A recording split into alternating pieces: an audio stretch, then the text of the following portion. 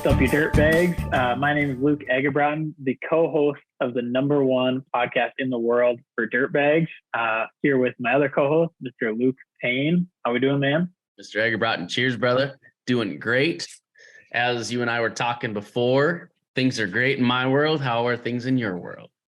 Things are going great, man. I've really taken, I'd say, one step back and 3 steps forward. I've been doing a lot more podcasting. I've been a guest on a few really awesome podcasts and really just doing more of what I like to do. And in turn, our team is working better. You know, our clients are happier and all of this. So it's vibes are high, things are going well, and super excited for this episode. I know we've got a few other things coming up. So this episode is airing on Friday.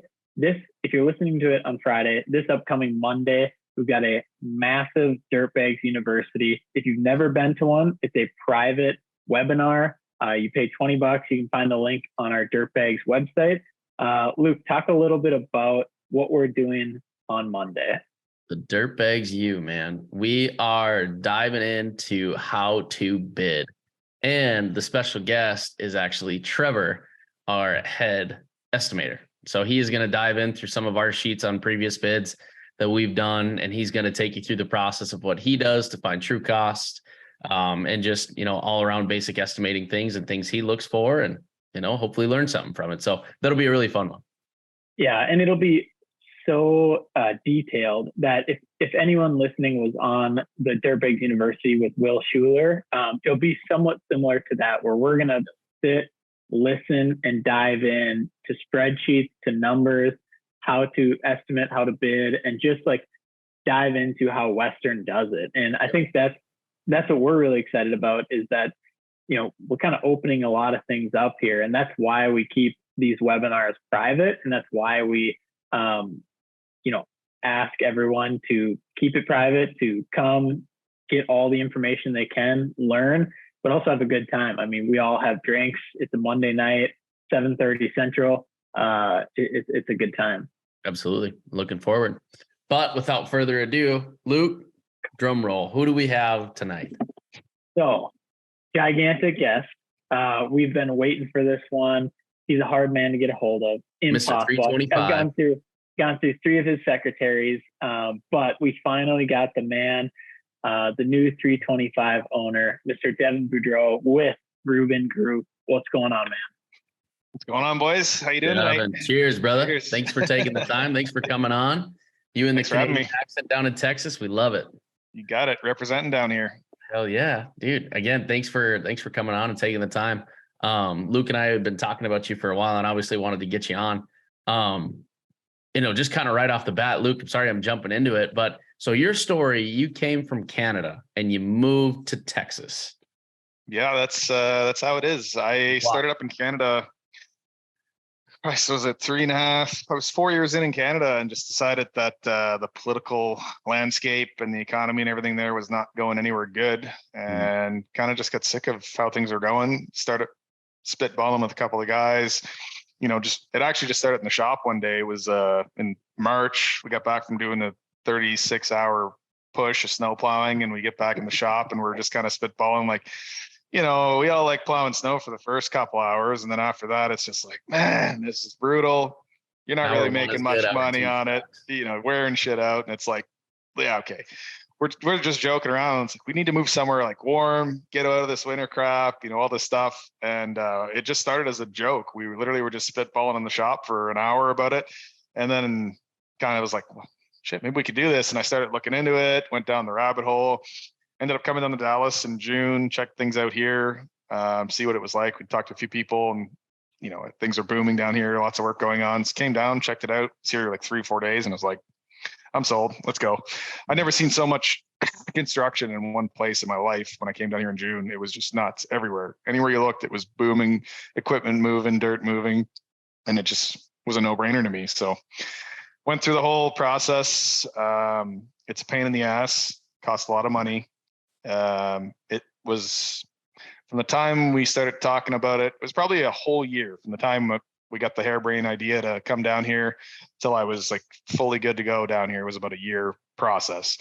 You could probably do it in a shorter time, but there's there's a lot of information out there and not all of it's like True. accurate. And then a lot of the lawyers aren't used to necessarily dealing with like the scope of work that we're doing. Like, so a lot of people that are going down, it's more like, you know, online businesses or tech businesses and stuff like that, like moving an excavation company and like equipment and all that stuff is a whole other, just importing equipment and importing vehicles and stuff to the US. That's a process on its own. But like, I probably called to find a broker to bring stuff out. I probably called 20 different brokers, you know, and everyone's like, oh, we do cars and trucks and stuff. And it's like, once I found the right people, it was a breeze. But like finding those people, like it, you know, endless phone calls to find the right people to get it set up. So it was a 2-month, like, pull your hair out, beat your head against the wall process to find all the right people to make it happen. And then, you know, go through it, pay the money and all that crap. But 100% worth it.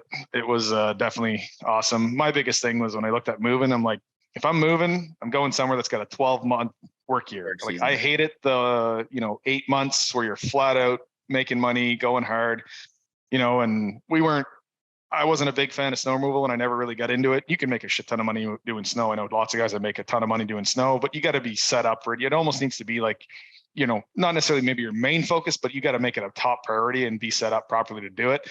And that's not where my head was at. I don't like it enough to want to get into it. So winter for us was, you know, take on enough contracts and enough snow work to keep the guys paid and their hours. And that was really about it. Right. So it's a money losing operation. You're making money for 8 months of the year. You're losing money for 4 months, you know, same thing year over year. It's just a pain, right?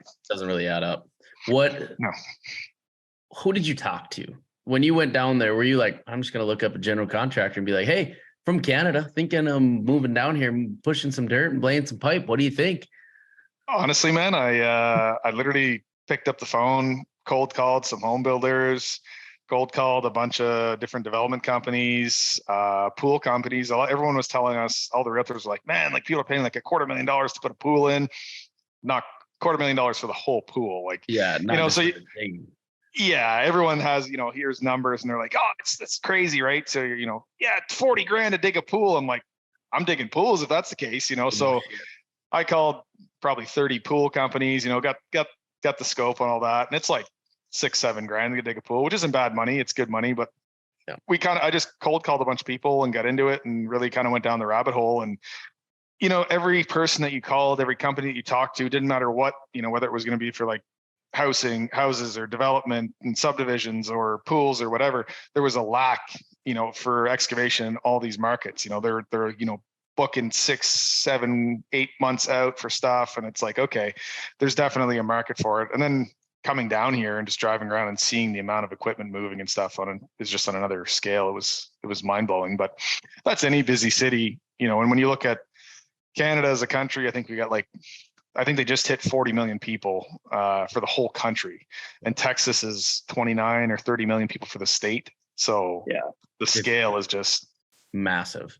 Well, and not to mention the mass exodus out of, you know, California. And I think what was it in last year? What was it, like 420,000 people moved from Texas from California or something?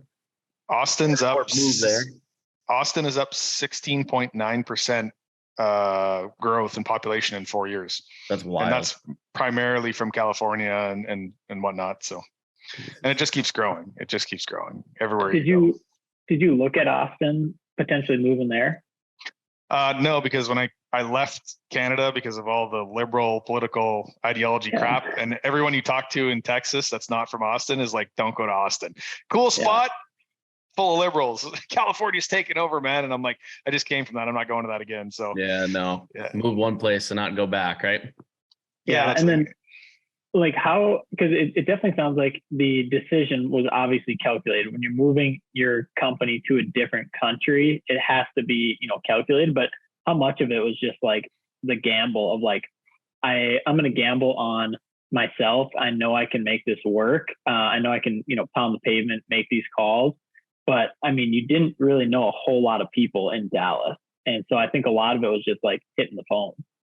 Honestly, man, I've, my entire life and business has been the same philosophy: bite off more than you can chew and chew like hell. And it's like, I don't know, like I'm not the prime example of a person who makes like the most calculated decisions. Like I do my research and I'll go down the rabbit hole and, you know, look into stuff to an extent. But at the end of the day, I'm not the kind of person that's going to be paralyzed by, you know, research and go crazy with stuff. I'm more of the kind of person that's going to literally get an idea, do some good research in it, to quantify what I'm thinking about doing. And then I'll just dive in feet first and figure it out when I get there. Right. It's every time I do something, I'm 100% betting on myself. I'm extremely confident in my ability to figure shit out. And that's really, it's a delusional self-confidence that I have in myself for things that I've never done before. And that's really kind of what it comes down to.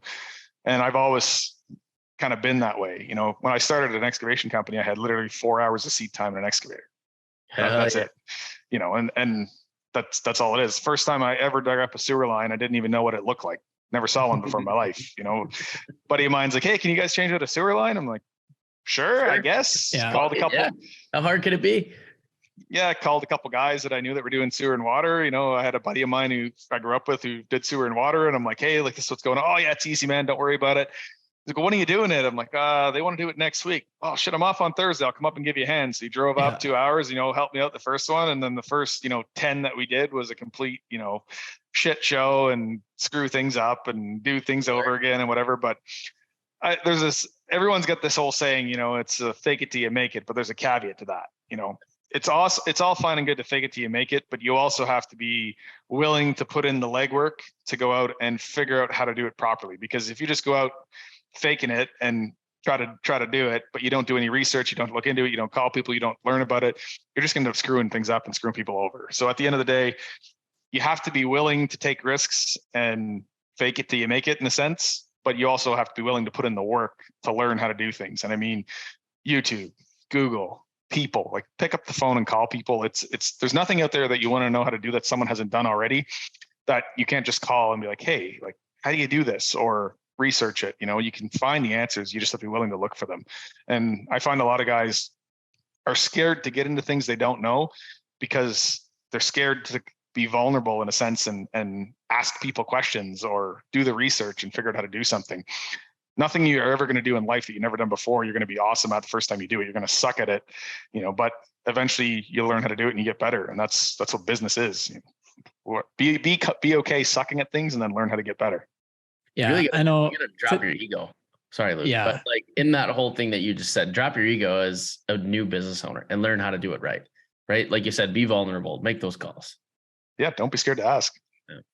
Yeah. And, like Luke was talking about earlier too, you have to over deliver and actually deliver on these projects because construction's a long game and it's, life is long, they say. And so you can't just fake it, get one of these big projects, destroy it, and then you're never going to get anything again. So, you have to still over deliver, Devin, like you said, maybe a little bit of it right when you start out of convincing people that you have the confidence to get the job done.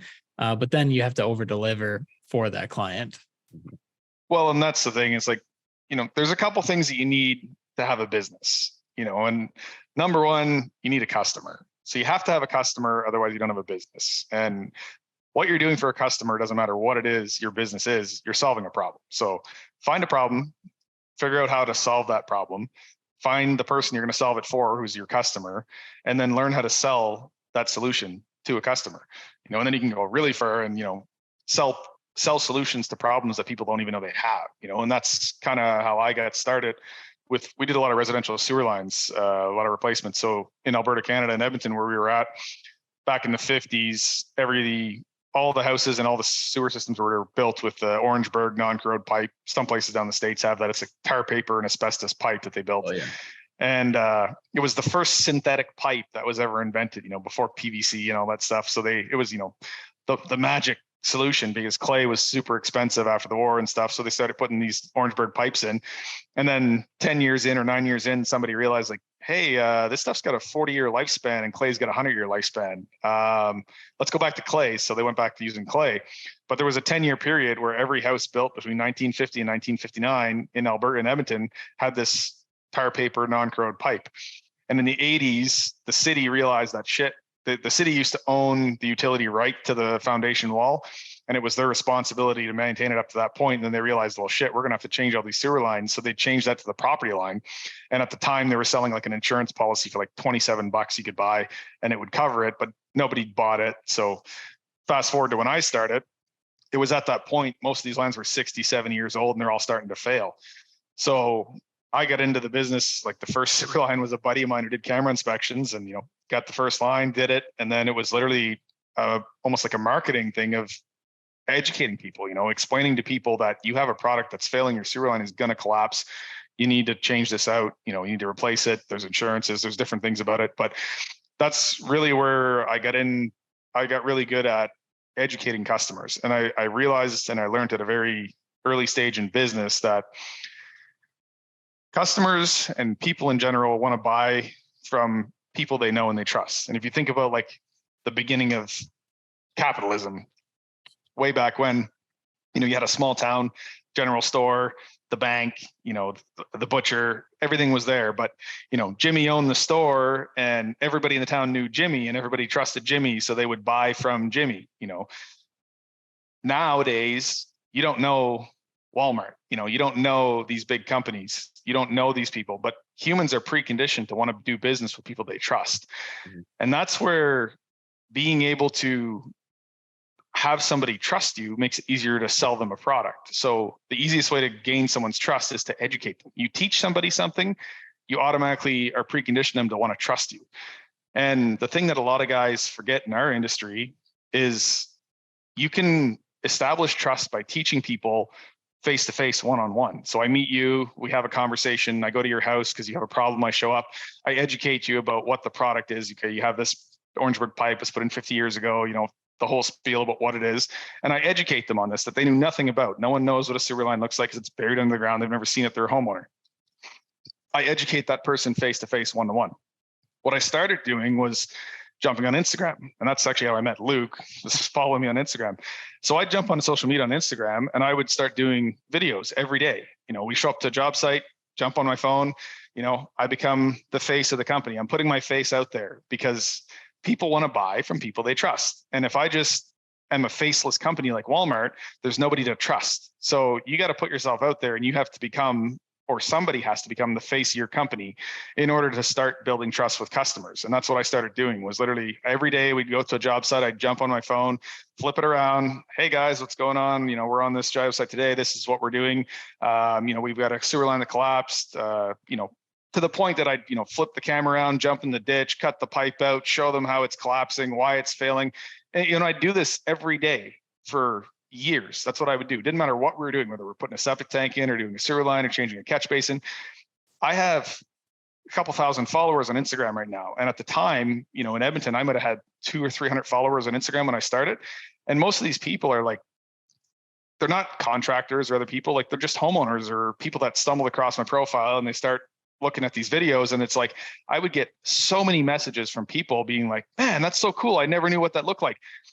Now, of those people messaging me, I'm not necessarily selling and doing business with those people, but I'm educating those people day in and day out, day in and day out, day in and day out. Every time I jump on there, I'm educating the people that are watching my videos. If I have 300 people watch that video, I might work for one of those 300 people, but those 300 people are going to learn to trust me because I'm educating them every day by jumping on social media, and they're learning stuff that they know nothing about. They're in tech, or they're, they work at a grocery store or a gas station, and I'm teaching them about the dirt world or about sewer and water or utility work.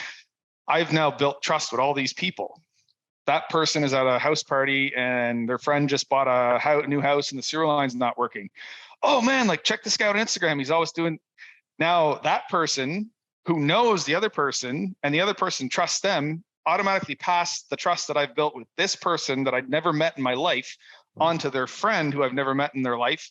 And now their friend trusts me to change their sewer line. And that's the beauty of social media. And that's what the value of Instagram and Facebook and all this stuff is by being able to build trust with an audience that you've never met all over the place. And those people over time learn to trust you. And then those people refer you out. And then that trust is passed from this person to that person.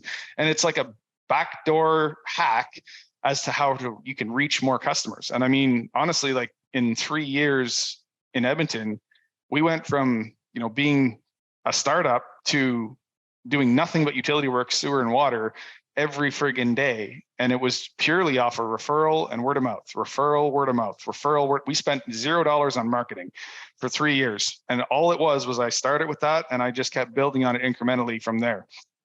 Fast forward to coming down here, I jumped on a call. I actually ran into Luke randomly in an airport, but I met Luke through Instagram. He saw one of our posts one day, started following us, and then started watching my videos, and we started chatting back and forth, and I'm walking through the airport in Denver, I think it was, randomly, and he happens to recognize the logo on my hat and comes up, strike up a conversation, and it's just, I tell him the story about us moving down here, and that's how it all started. But I met Luke purely because of me putting my face out there and, in a sense, marketing without really marketing. I'm marketing myself by educating people, and I'm just educating anybody who wants to listen. And social media gives you a platform and a way to do that. Couple that with, coming down here to a new place. Well, I hired Luke to come on and build our website and start doing Google ads and some marketing. Now you're blasting out your brand to way more people. And I've already got the platform built and the space and the procedure and the process done. Now he's getting more eyeballs to come to my social media page to see the videos I'm doing every day, where I get to educate more people. The more people you educate, the more trust you build, the more customers you're going to have. And it's a snowball rolling down a hill. But the first step is to start, and all of us can do a better job of it. And it doesn't matter what your industry is or what your space is. Like, shit, there's tons of things I don't know about that it'd be cool to just jump on Instagram and see guys, hey, this is awesome, right? And especially in our world, because there's information out there, but there's not a ton of information. And there's a lot of guys that are starting to put YouTube channels together and that, but there's not a lot of guys that are doing YouTube channels, which are like actually teaching people how to do things. And I think a lot of guys are, in a sense, scared to show people how they do what they do because they think they're going to eat their lunch, and at the end of the day, there is so much work out there and there's so many people out there, and there's always going to be a market for the people that give the best quality product. You have to give exceptional customer service. You have to give a person an exceptional product. You don't necessarily have to be the cheapest person in the world. You don't have to be the low bid. You just have to provide the most value. And there's always going to be a market for the person providing the most value. And it doesn't matter how many people you teach to do what you do. You can sit here today and teach 10 guys in your town how to do what you do, but you're already 5 years ahead of them. They're never going to catch you as long as you keep doing what you're doing. And there's always going to be a market for you as you grow, because it's just scaling, right? But I feel like a lot of guys especially in our space, are scared to show how we do what we do. And that's they're doing themselves the biggest disservice in the world, because they could be building their brand that much faster and building their business that much faster by going out and doing that. Yeah, that whole really segment was absolute gold. I mean, I'm definitely going to clip out the part where you talked about us as well. And I mean, I feel like there's so many parts too, where Luke and I talk about it all the time, like everything you're saying. But one thing on the social media part, like, I feel like you've coined that like daily update, like, hey guys, we're out in Sherman, Texas today, and just like giving everyone the update. And it's funny enough, because right as we were recording, I got a guest question from James Stixma from Canadian Septic. And he literally said, should ask him what made him decide to be so much more active on a daily basis on his stories on Instagram. So I saw that as you were talking about it. And it's so true though, because you're building your personal brand, you're building that trust. I always speak about the big three: attract, educate, acquire. You have to attract somebody first. Like you mentioned, that's kind of what our job is to bring people in. Educate, that's a big piece of what you do.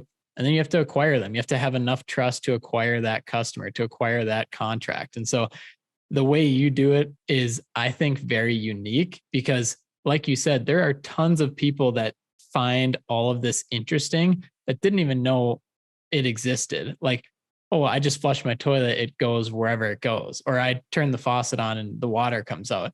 But until they start seeing your content about, oh, this is like what his job is, this is how the water comes to my house, it is actually fascinating. And that's why I always tell people when they ask me, how do you start on social media? To your point, for one, you just have to get started. But I always tell them just to nerd out about what you're doing. You know what you're doing. You know how many cubic yards of dirt you're moving. You know what is going in the ground and why. Nerd out about it. Use it as your portfolio.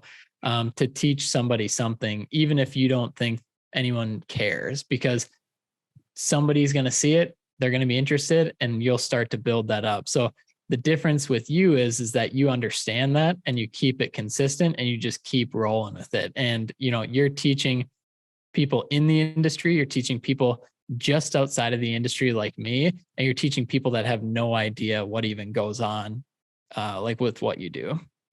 Yeah. And that's the thing. It's like not 90% of the people that are going to see your content are not likely going to be a customer of you, but it's just a numbers game, right? So the more, if 1 out of 100 people that sees your content becomes your customer, then you just need to get more people seeing your content. If you need 100 customers a year, you need, 10,000 people to see your content to get its conversion rate. So you just have to be willing to go out there and start and put it out there. And that's all it is. And especially when you're starting up and you're new and you're fresh, I remember when I started, I had like 20 followers on Instagram, and then it was 100, and hit the 1,000 milestone and then 2,000 milestone. And I've kind of tapered off at a couple thousand here. And the biggest thing that I've noticed is like to gain followers and traffic, especially on Instagram itself, is I feel like posts really get you out there with hashtags and all that stuff. So one thing I need to do more of is be posting more regularly. I find the more I post, the more more followers I attract between the posts and reels and whatnot to my Instagram page. And then those people become followers that watch my stories, where the people that already follow me see my stories daily. And that kind of grows over time as you go. But it's just a matter of starting, and you're going to start small with nobody. And it's going to take, probably years to build that up. But if you don't start at some point, you're never going to have that, and it's just what it is. You have to be willing to go out there and put it out there. And if you just keep putting out content, it's going to naturally grow, and then you don't have to use Instagram. That's just a platform that I found that I use the easiest. It could be LinkedIn, it could be Facebook, it could be TikTok, it could be whatever you want, right? You just have to you got to put content out there, and you got to be putting out content that's educational if you want to build trust with customers. And it can be on any platform, anywhere at all, but pick one or pick all of them, and roll with it. Talk to Luke, get him on board and have him start pulling your content from one and blasting out to all of it. On the other one, the king of social media. That's enough free plugs for the podcast here. Okay, Devin. So I've talked to, we have a lot of Canadian dirtbags that listen, and, a lot of US dirtbags, of course. I think what a lot of them are interested in hearing, and I want to be careful when I ask this, but how easy and how difficult it was and it is to pick up and move your company that's successful to a new country. I mean, like, good question. To be honest, you make it sound easy, and I want to be careful, like I said, as I ask that, but you said is 100% worth it. But there may be somebody out there that's doing $600,000 a year in Canada, and they're like, okay, if Devin did it, I'm going to do it. And then they might get crushed in wherever they move. So can you talk a little bit more about that, of just like that moving process? And because I'll give a little bit more context. That you and I were talking on the phone the other day. There's a lot of shit that went on, and there's a lot going on. You even got married in Vegas, and like there's so many life events, many life events happening. But you had to kind of swallow your pride, I guess, in a sense of saying, okay, I'm gonna uproot this company that's working, that's going well in Canada, in Edmonton, move it to Austin or to Dallas, where I don't know anybody, and I'm just going to start from zero, and I have to go back to knocking on doors, back to phone calls. So like, did that hurt your pride at all? Or did you look at it as an opportunity of like, I'm going to show people that I can start from zero and build it back up again? Honestly, it was like, none of that stuff was really a consideration so much. Like I thought of it, but it wasn't really a consideration when I made the decision to make the move. When I came down here, and the first like month I'm down here, and I'm back to on the phones and talking to people, and you're starting to hunt for work again. And it's like, what did I do?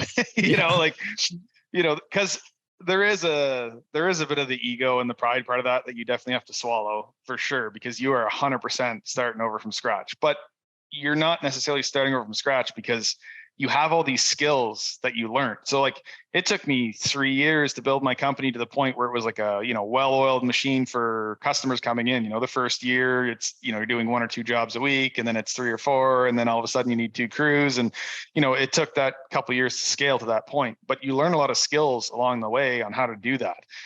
When you decide to start over again, you don't just forget all those skills. You still have those skills. So it's way faster to start, you start a business, you're on step 1.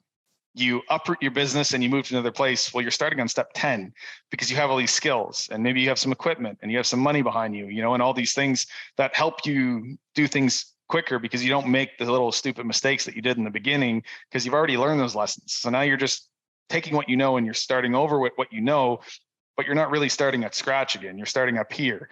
Now, is it easy? No.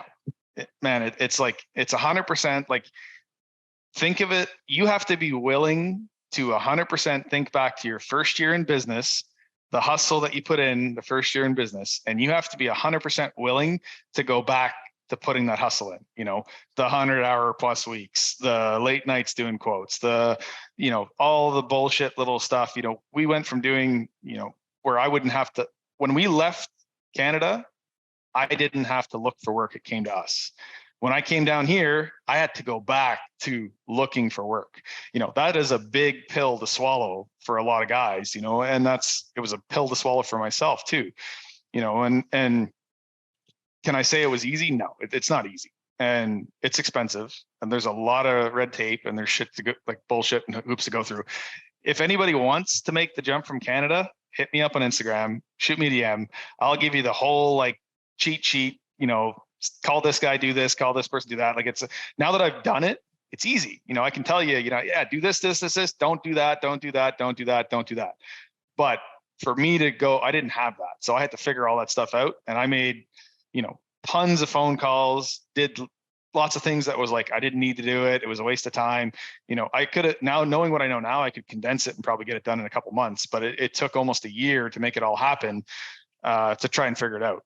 The logistics of it, I probably wouldn't even consider it unless you had, first of all, like the bare minimum, you have to invest 100,000 US into a US company. If you want to come down, so I did an E2 investor visa. So if you guys want to come down here and do like leave Canada and come down here, you have to get a work visa or a green card, or you have to be a citizen or something like that. So unless your wife is American or you're born in the States or your parents or something, and you have a golden ticket and you can come down here, great, no big deal. If you don't have that and you're not from the US and you're from another country and you want to move to the US, you have to do an investor visa.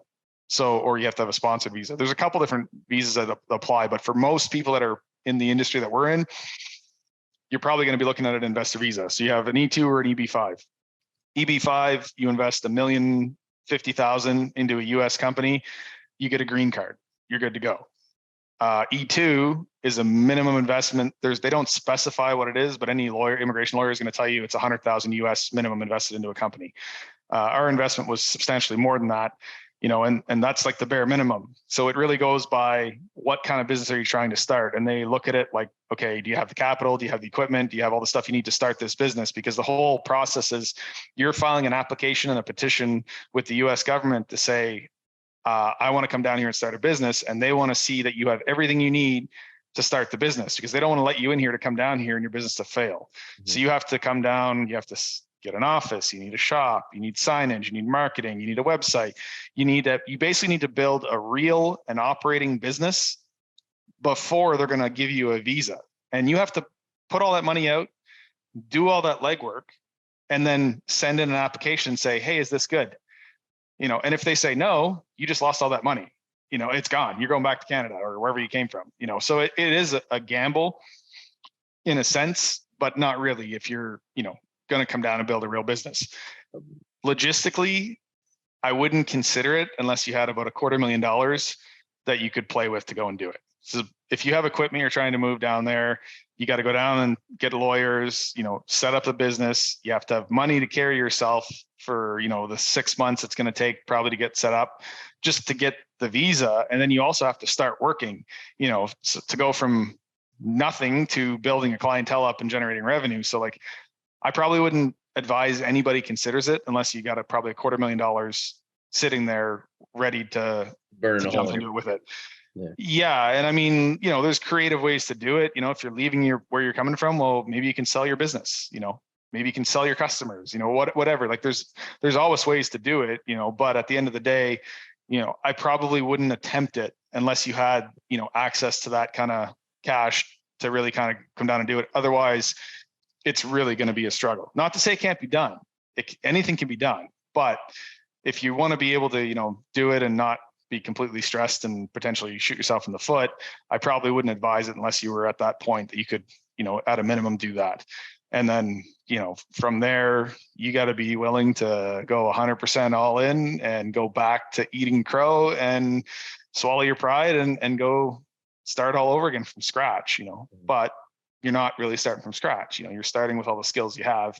So, you got to put the work in. It took me about 3 months from the time that we started marketing and like actively looking for work to the point that I was like back to what we were making in Edmonton. Now, that's not necessarily going to hold true for everybody and in every market and in every city and every place.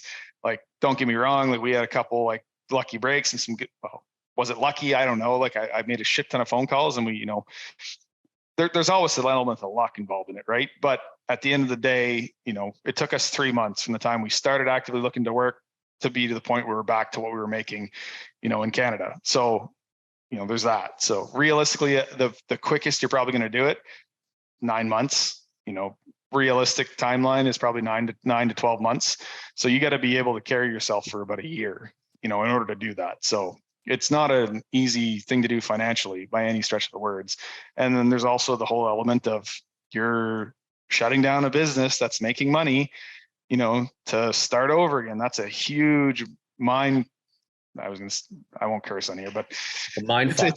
It's a mind fuck. All right. All right. Devin, you already have 10 times, so it's okay. Yeah. Okay. I don't even notice it, but yeah, it's a huge mind fuck. Right. So like, and you have to be willing to deal with that. So that's a big part of it too. But to me, it's 100% worth it, and then I came to a market that's 10 times the size of the one I left, so the amount of work out there, the amount of customers out there, everything's at way larger scale. So you do your research on where you're going to go to, right? Like probably don't move to the middle of absolute nowhere where there's no work. If you're going to make a move, you want to be going somewhere that, it's viably economically possible to really build a business there and do it quickly.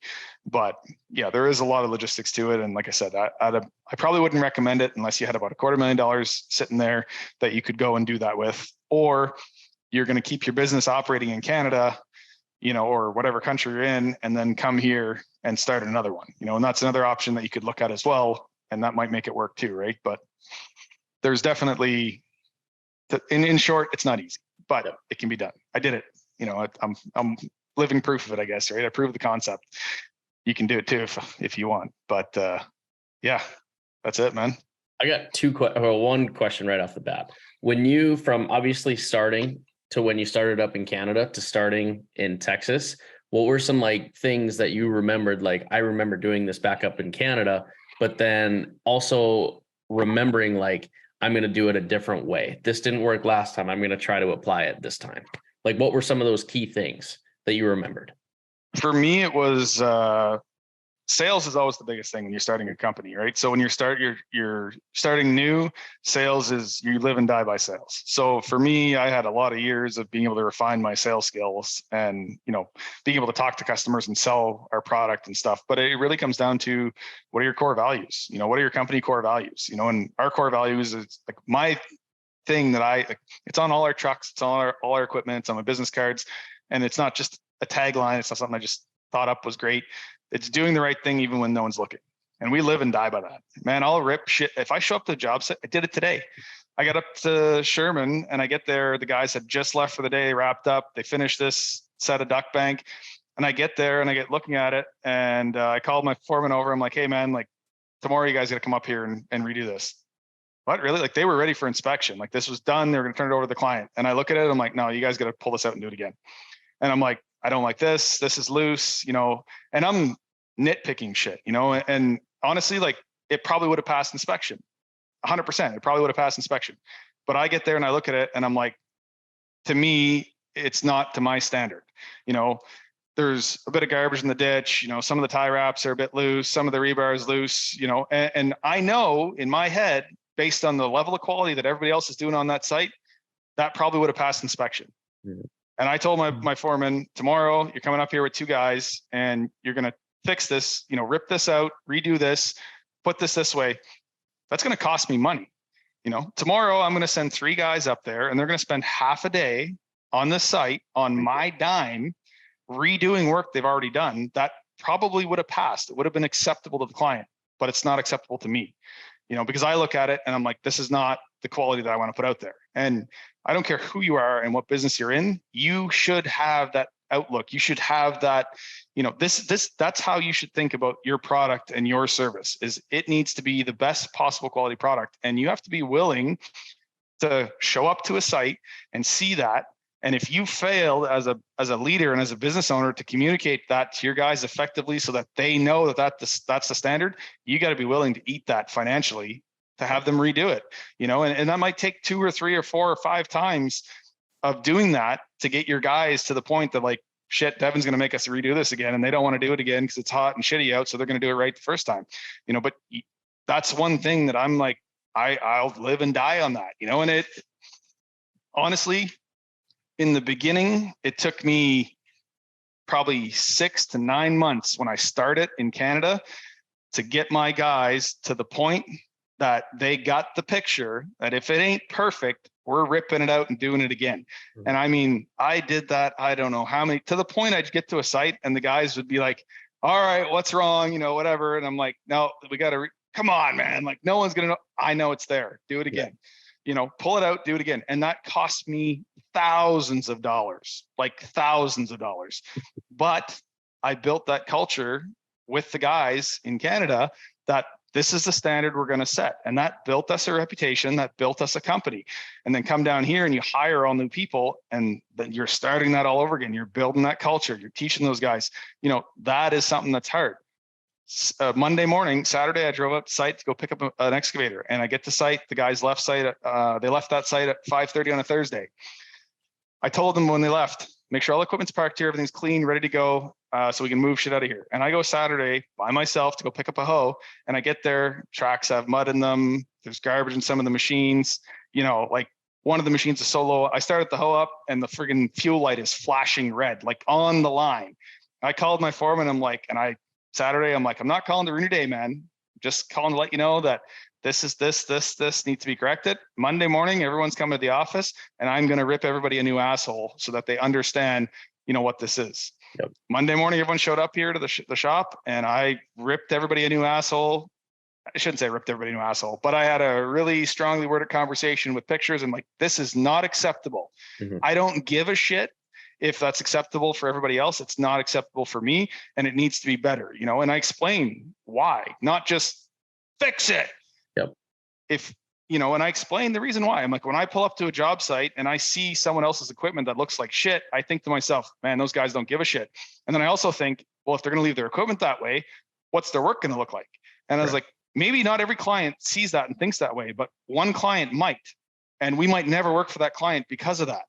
That's a huge deal. How much money does that translate to? And when you make people understand that and they can break it down in simple terms and, make that connection between giving a shit and making money to your guys, they start to get it. And you have to enforce it and harp on it over and over and over again. And to be honest, doing that all over again is probably the hardest part of starting over, because if you're not bringing all your guys with you, you're building your culture again.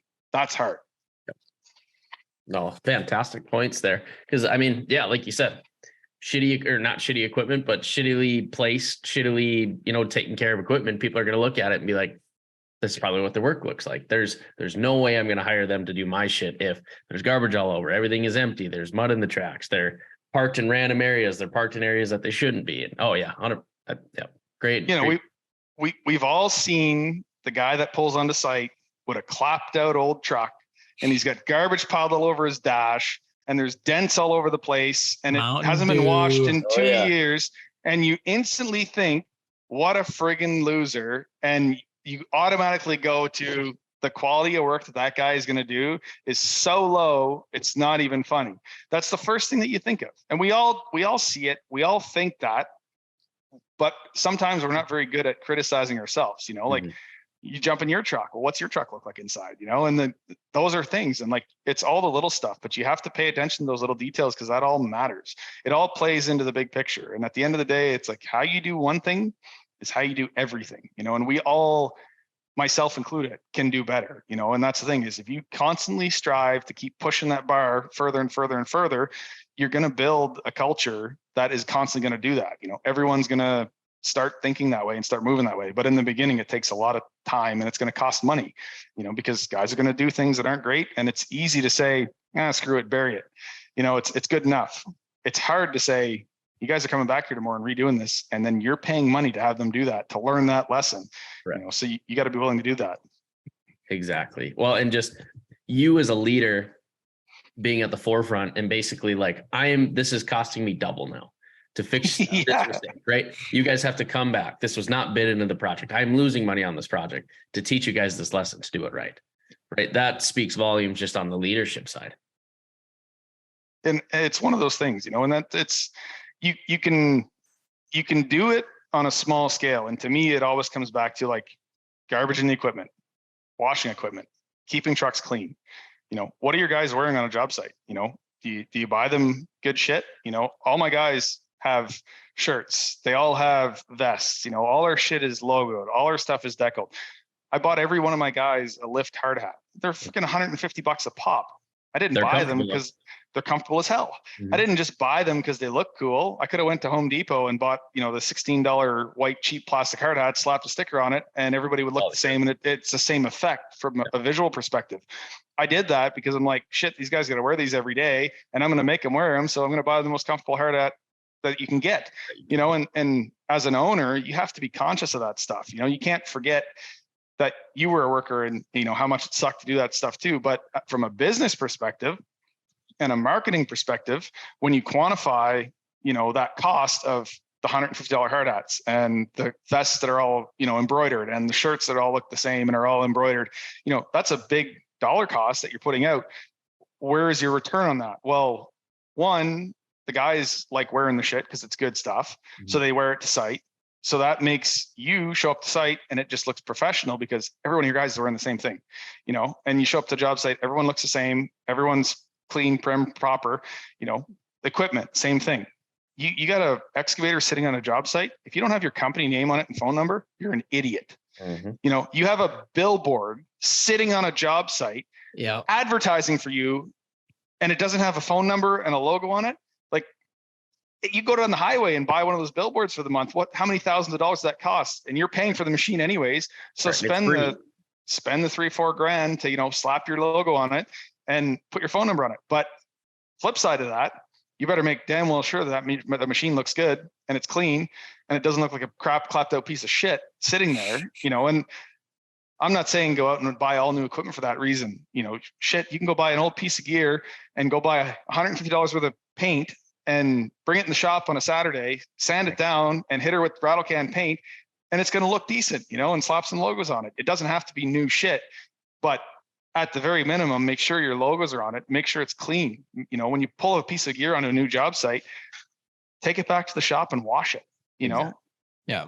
Those are all things that add to the marketing side of your business that you can do for little cost, versus buying billboards and radio ads and all these other things that are spending money. If you're not doing the little things right, you can spend all the money in the world you want on marketing. It's not going to do a damn thing for you.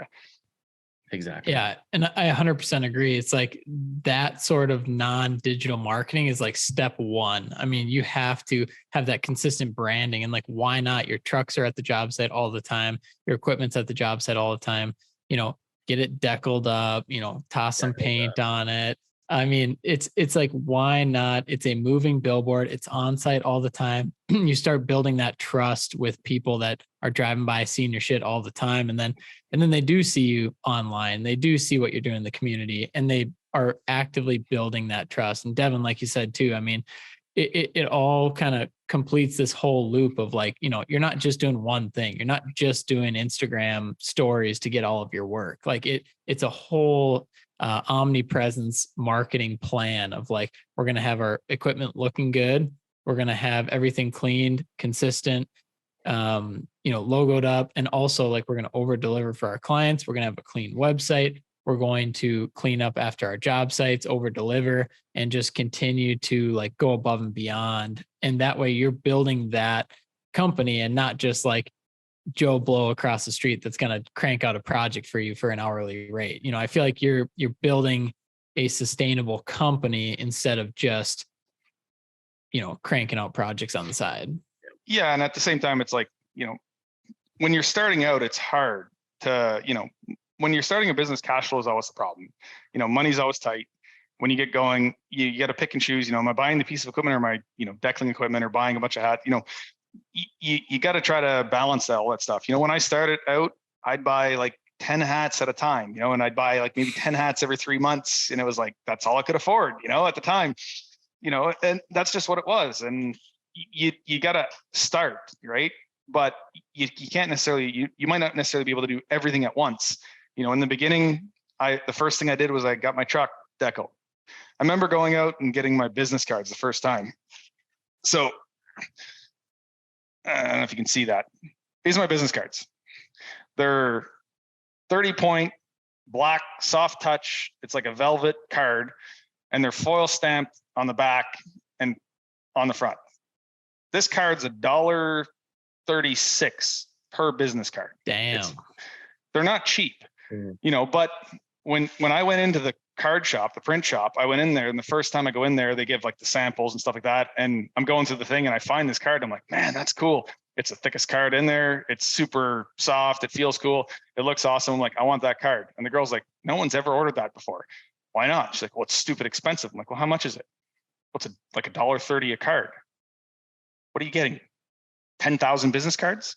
I ordered 250 business cards, it lasts you like a year. So what did I spend? $600? Okay, well, $600 is a lot of money. I could have went to Vistaprint and got it for $10 and had them shipped to my door, but they would have been the same business card as every other person.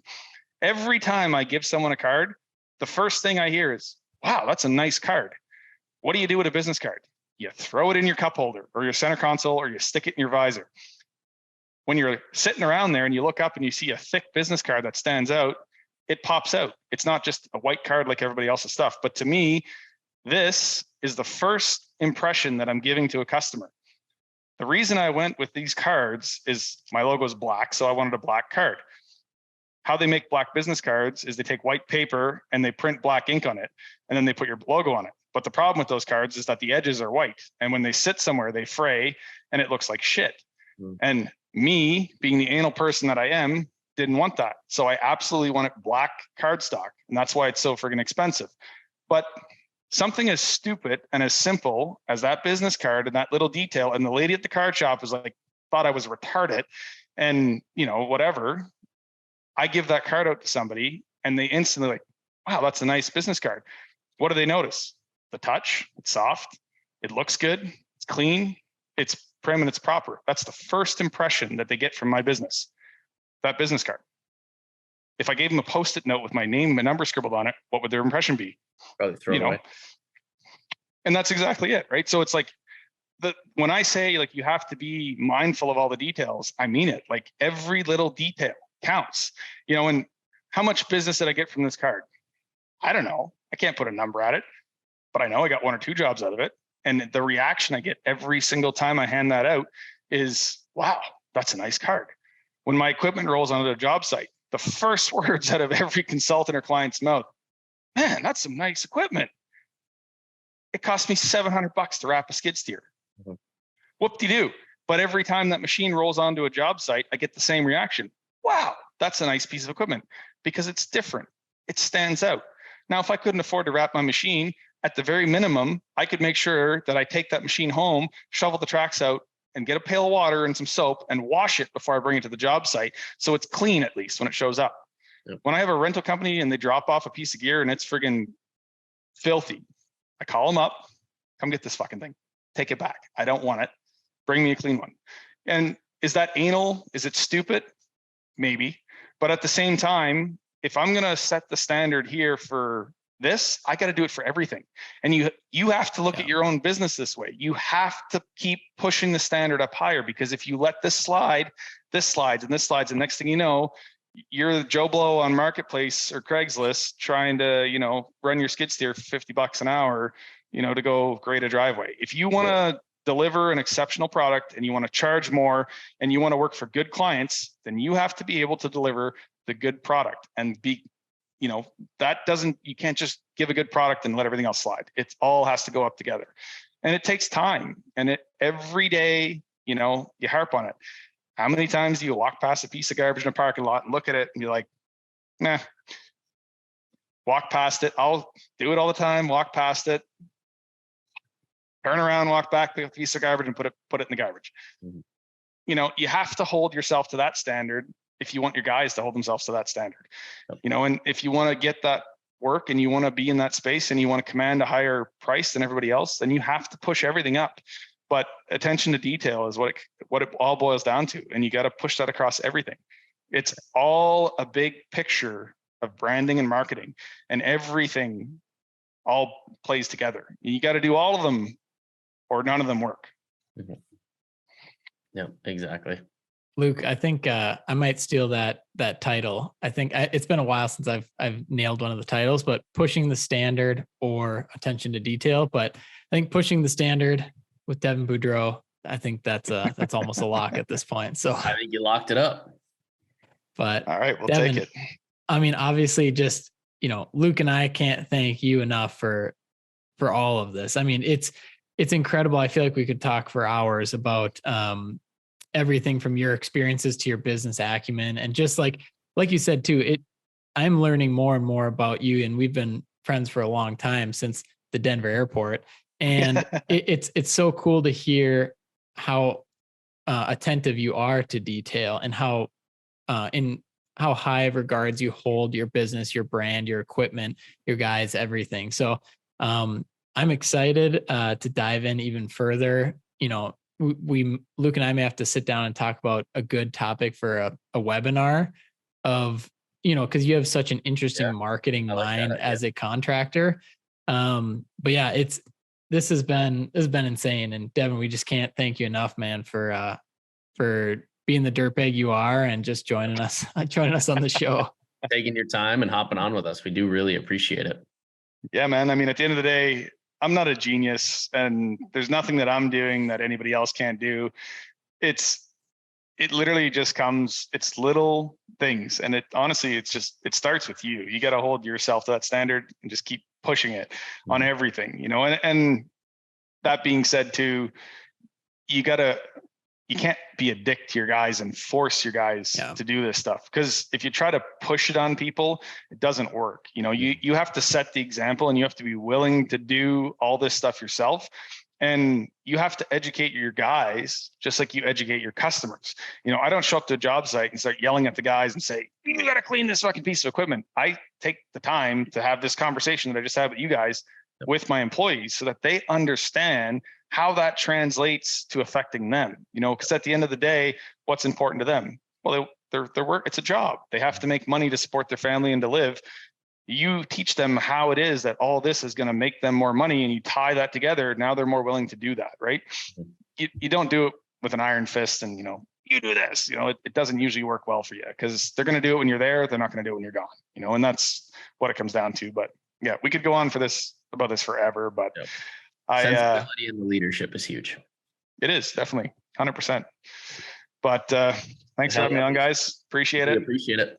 Yeah, good shit. And then anyone listening, if you want to reach out to Devin, obviously go follow his Instagram, Rueben Group. Like we've been talking about it this whole time. He is literally on there every single day, updating Instagram stories. Also the On Grade podcast with our guy, Brandon from Iron Eagle.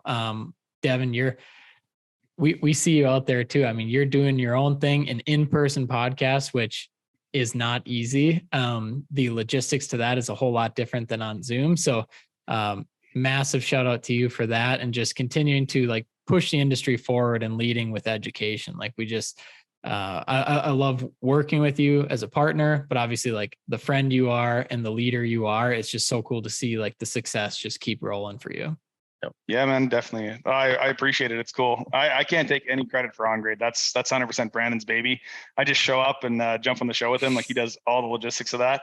But yeah, I mean, guys, not to pull away from you guys' podcast, because you guys need to watch the Dirtbags, because at the end of the day, like Luke, you guys started this stuff, and it's friggin' awesome, and it's going to take a lot of people to educate everybody.